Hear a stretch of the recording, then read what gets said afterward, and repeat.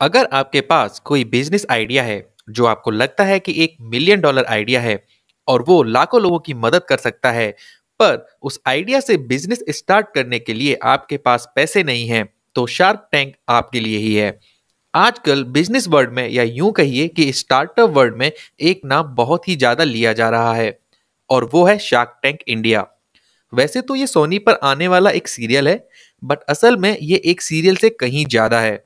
ये वो प्लेटफॉर्म है जहां पर वो जुनूनी लोग आते हैं जो अपने इंटरेस्ट के काम को बहुत ऊपर ले जाना चाहते हैं, उससे एक बिजनेस खड़ा करना चाहते हैं। उनके लिए ये शो एक ऐसा प्लेटफॉर्म है जहां पर बड़े बड़े बिजनेसमैन उनके काम में इन्वेस्ट करके उसमें हिस्सेदारी खरीदते हैं। जैसे कि मैं एक एग्जांपल देता हूं। मान लो कि आप एक बिजनेस खड़ा करना चाहते हैं, बट आपके पास पैसा नहीं है, तो आप किसी बड़े आदमी के पास जाते हैं और उससे 1 लाख रुपए लेते हैं और उसको कहते हैं कि मेरे बिजनेस में अब उनकी यानी कि बड़े व्यापारी की हिस्सेदारी 20% की है। इसका मतलब जब आपका बिजनेस बहुत बड़ा हो जाएगा और उसकी कीमत करोड़ों में हो जाएगी, मान लो 10 करोड़ रुपए, तो उसमें उस बड़े व्यापारी की हिस्सेदारी 20% यानी 2 करोड़ रुपए होगी। मतलब कि जो पैसा 1 लाख रुपए था वो अब 2 करोड़ बन चुका होगा और उस 1 लाख को 2 करोड़ बनाने की सारी मेहनत आपने की होगी। बड़ा व्यापारी जिसने आपको बुरे वक्त पर पैसा दिया था, उसने बिना कुछ मेहनत किए ही 1 लाख से 2 करोड़ पैसा बना लिया। उसने बस आप पर और आपके आइडिया पर विश्वास किया।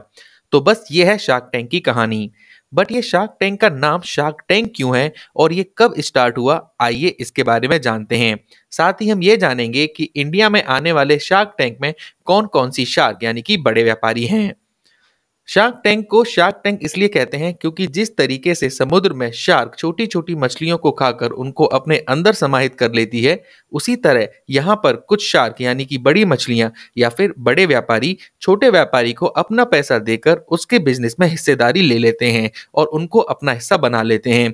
और क्योंकि इस शो में काफी सारी बड़ी शार्क यानी कि बड़े व्यापारी एक साथ एक जगह एक छत के नीचे हैं, तो इसलिए उसको शार्क टैंक कहते हैं।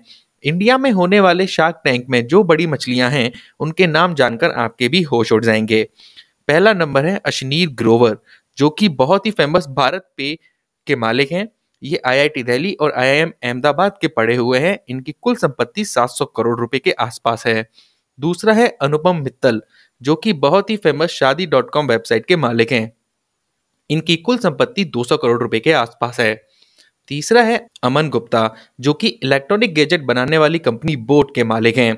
इनकी कुल संपत्ति भी 700 करोड़ के आसपास है। चौथे हैं विनीता सिंह। ये शुगर कॉस्मेटिक नाम की कंपनी की मालकिन है। ये भी आईआईटी मद्रास और आईआईएम अहमदाबाद की पढ़ी हुई हैं। इनकी कुल संपत्ति 70 करोड़ रुपए के आसपास है। पांचवी हैं नमिता थापर।